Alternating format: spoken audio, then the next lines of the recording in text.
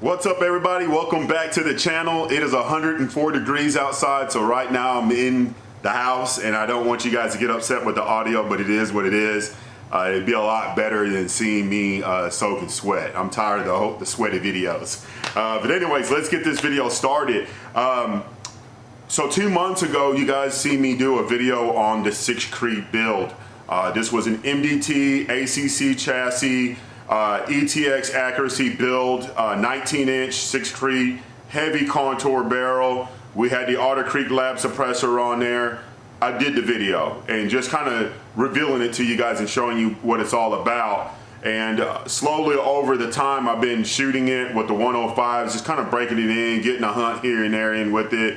And I sent it out to my buddy Clay, Knabe, and he's a competitive shooter. He's an old co-worker of mine, good friend, and I've hunted with him, and I trusted him, you know. And I said, hey, take this rig, load something up for me, and let's just make sure it's hot and it's going to be deadly.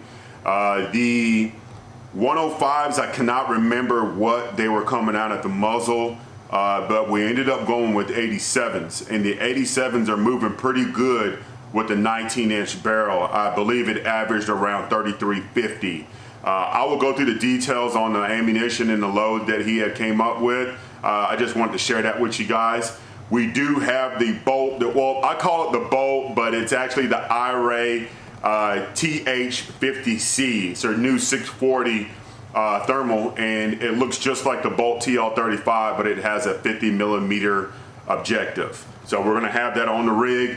Also, I swapped up the suppressor from the Otter Labs hydrogen to the Otter Labs PR30L. And the reason why I did that is because I wanted to use the hydrogen on other platforms because it's a bolt gun and semi-automatic suppressor, where the PR30L is really designed only for bolt action rifles. So it just made more sense. And I'm glad I did that because you guys are going to hear it in the video.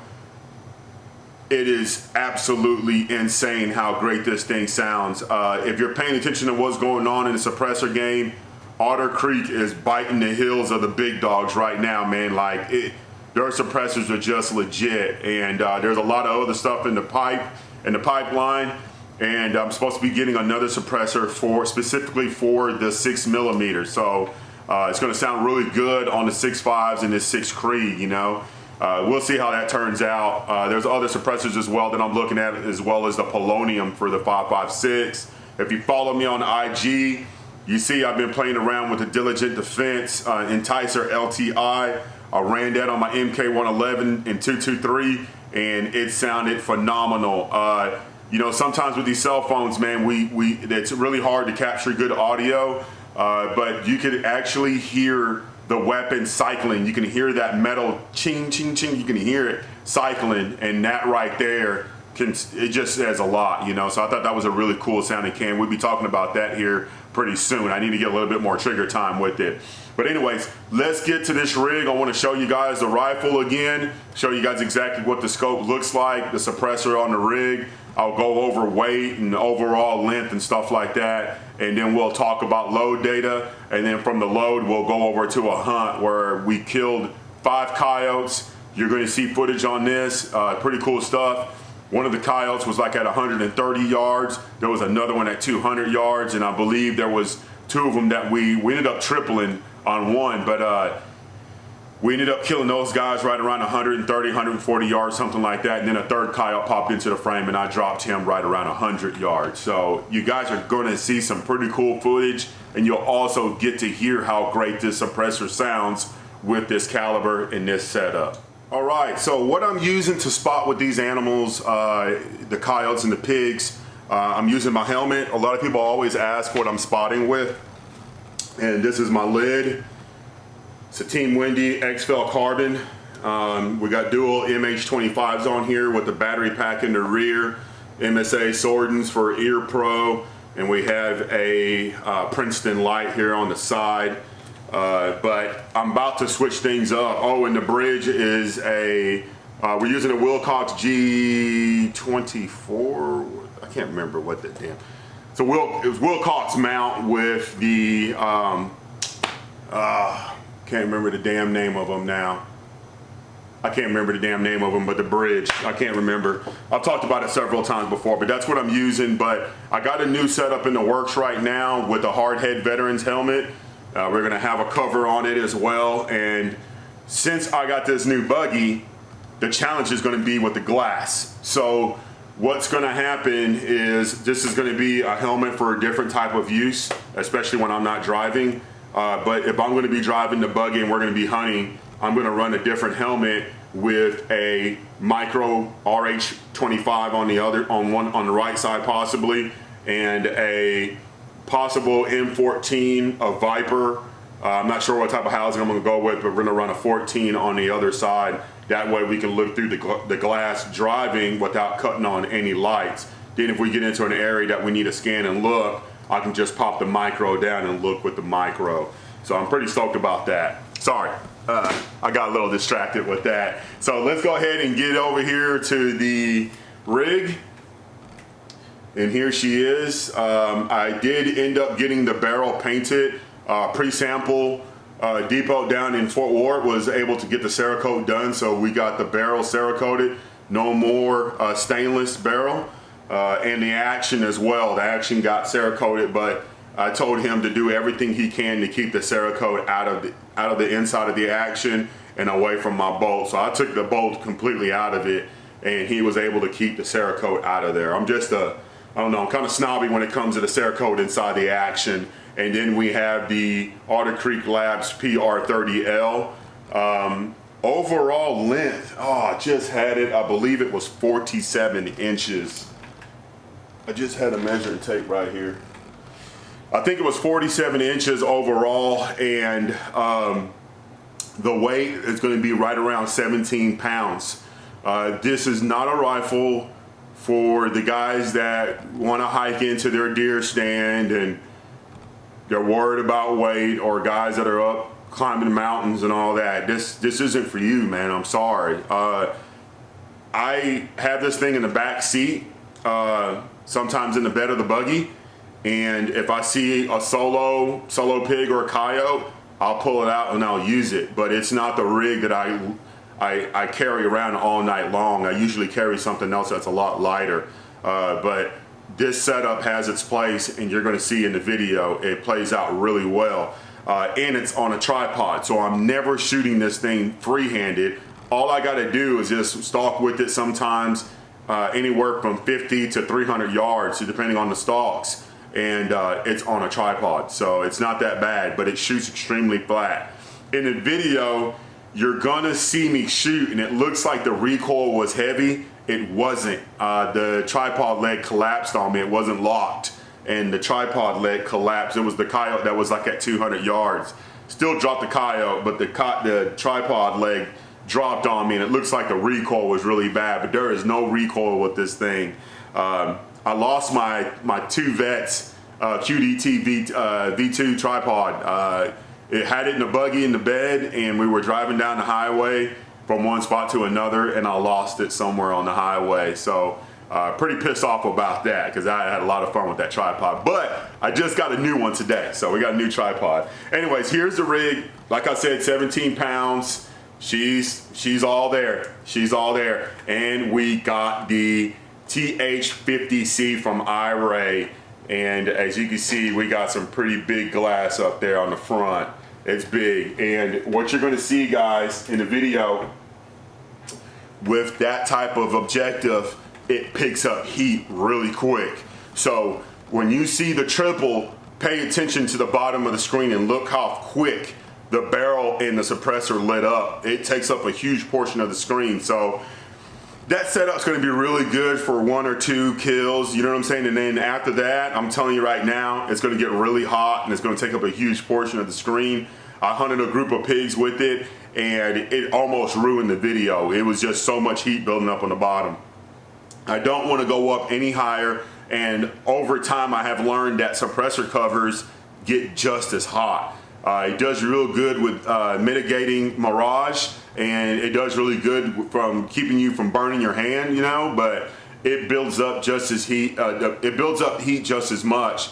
And because it's a wrap, it's a little bit thicker, so you're going to see it in the thermal a lot faster. So I don't run a wrap anymore. I will here and there, but I probably won't run a wrap on this setup because it's going to get really bad. Anyways, I'm talking too much. Let's get over to the load data and the information that some of you guys want to hear. All right, so I'm going to read some of the data here. Clay, he's a competitive shooter. He does his own reloading. I've been up to his house. I've seen his reloading room. It's really cool, man. He's got a bunch of stuff there. He's very familiar with the 6 Creed. He shoots a lot of different calibers, but he's very familiar with the 6 Creed. So Clay, if you're watching this video, thank you, man. I appreciate the time you put in, and I promise you I won't be wasting these rounds. I'm going to do my best to use them correctly. It's a great setup for pigs. It's a great setup for coyotes, but I prefer to have this strictly for the coyotes because of the usage of ammunition. I don't want to be burning through this ammo and then begging Clay to make some more. He's got a life, you know, he's got work, and he's got his own rigs to reload for. So I'll use the semi-automatics and the other calibers for the big groups of pigs, but I'm gonna try to concentrate on using this rig for solos only.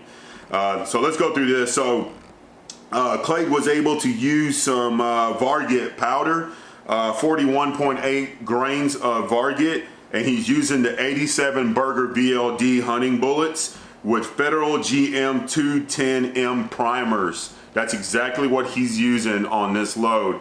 So with the 41 grains of that Varget, he was getting 3284 average out of the barrel. 41.2, he was averaging 3,300, and with 41.4 grains of Varget, he was averaging 3313, and with 41.6 grains of Varget, he was averaging 3334 out of the barrel, and with 41.8, he was averaging 3350, and that's where we're at right now. 41.8 grains of Varget with the 87 burgers, and it is slaying. I'm used to using a lot of different calibers, especially right around the 150 to 200 yard mark when I'm hitting some of these coyotes. Even with the 308 and the 6.5, sometimes it's not pleasant, and these animals do not drop in their tracks, and it's a lethal hit. Sometimes the bullet's blowing right through them, and they're running with adrenaline, and they're not dropping in their tracks. This 3350 is delivering that 87 with a lot of shock and a lot of power. I'm not saying it's a magic caliber for coyotes. There's a lot of great other calibers out there, but I'm seeing a huge difference with it versus the other calibers that I have. When you see the video, you're gonna see these animals just get hit, and it looks like a baseball bat hit them. The ones that we tripled up on, I hit him in the head. I knew exactly where his head was because I was tracking him the entire time. And you're gonna see me go for that headshot, and when I hit him, his head just slung up out of the ground like he chewed on a landmine. It was insane, it was wild. But anyways, I'm super stoked about the setup. The reason why 6 Creed really caught my attention is because all of my buddies that I varmint hunt with, not all of them, but a huge majority of them, Chris Robinson, Tyler, Ronnie O'Neill, those guys were running 243s, custom 243s. And I'm like, I don't want to, and they had a lot of success with it. I'm not knocking it. But I didn't want to be that fourth leg wanting to get a 243. And so I started talking to my boy Chet, and Chet, if you're watching this, man, thank you. I cannot thank you anymore. I cannot thank ETX Accuracy anymore for the effort and time that they put into building this gun, because it shows. The results is there, man. Those guys know how to build guns. But the knockdown power, what I'm seeing with these coyotes is just unbelievable. And it's only been a handful, and I hope it continues to stay this way. I cannot wait to hunt with this rig next winter. It's gonna be hell on the coyotes. It's gonna be hell on the coyotes. A lot of people have been asking me, hey man, what do you think about that versus 6 ARC? What do you think about that versus 243? I'm not saying anything, because every caliber on this planet has its place. Every caliber on this planet has a person that loves it. You know what I'm saying? And I'm not knocking anything, and I don't want to do any type of comparisons. The 6 Creed has its place, man. The 6 ARC has its place. The 243 will always have its place. It's a historical round. It's a great round. 22 250, 220 Swift. We can go down 22 Creed. We can go down the list of awesome calibers for coyote hunting or hunting in general. But right now, I'm really liking the way this thing is shooting. And guys, I didn't alter any of the audio. You're gonna hear it. The hit, the impact on the coyotes was louder than the actual shot going off. No wind, you can hear the crickets, you're gonna see all the bugs. I mean, it was quiet. There's no heavy wind, and this thing just sounds absolutely incredible. It's the best sounding setup that I have. Enough of me talking. I hope you guys enjoy this footage.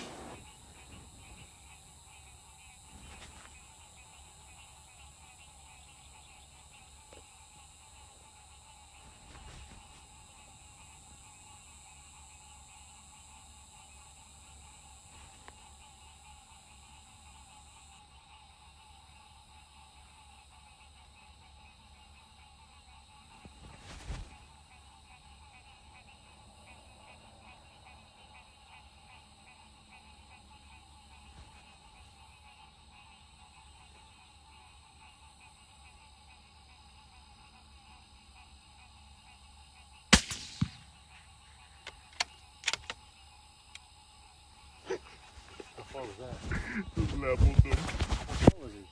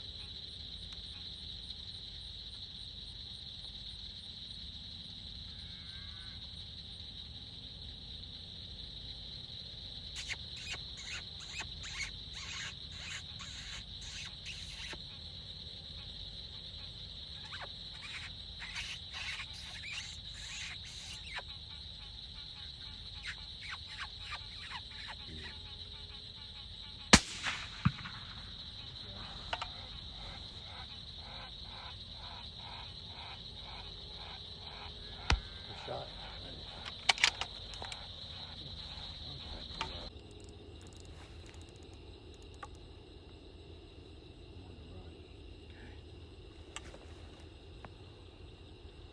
Now we swap. Say when. Go for it. 3, 2, 1, go. Yeah. Wait for it. Swap again. Ready? Yeah. 3, 2, 1.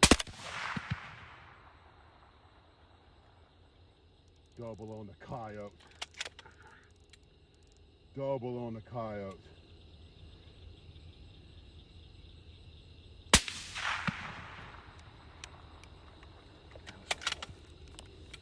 Double on the coyote. Another one right here. Triple on the coyote. Triple on the coyote. Hey man. Triple on the coyote. Like a quadruple. Watch out for the quadruple. Triple on the coyote. He was asleep. He should have stayed laying there.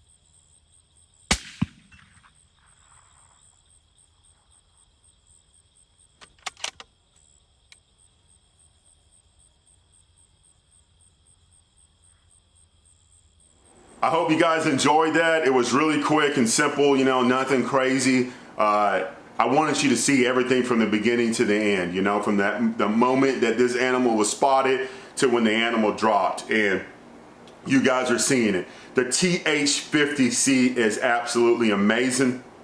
I think it's going to replace my Bolt TL35s. I'm not getting rid of Bolt TL35s, but this could be my favorite scope. I'm going to guess it's going to get about an hour less of battery life. Excuse me, guys, because it's a 640, but that's not going to be a problem. I mean, we got rechargeable batteries in our pockets. It's not that big of a deal. I apologize, no audio right now, but this is one of the very few scopes in the industry that has great pallets, great looking pallets, and you're not going to see maybe the first, I can't remember. But the Black Hot really raised my eyebrows, because there's a lot of thermals out there that are 640 that doesn't do well with Black Hot on the 640 level.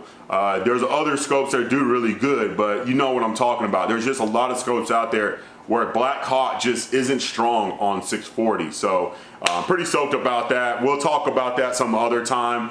I just want to thank the folks over at InfiRay USA for getting me on with this, man. I couldn't do a lot of these videos without Bauer Precision, Otter Creek Labs, ETX Accuracy, Chet Dorman, my boy Clay loading up the ammunition. It just doesn't stop, man. MDT, my boy Thomas over there at High Desert Rifle Works, thank you so much.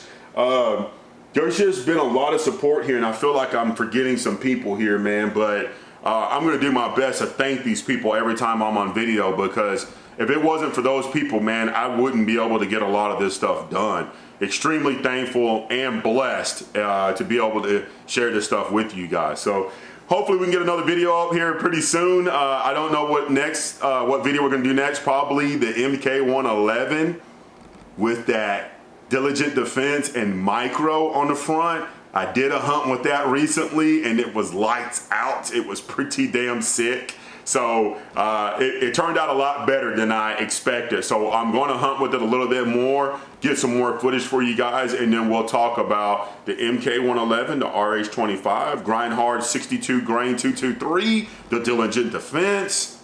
We have a lot to talk about, and there's other things that I haven't even showed you guys yet. Anyways, I'm out of here. Enough talking. You guys take it easy. Thank you so much.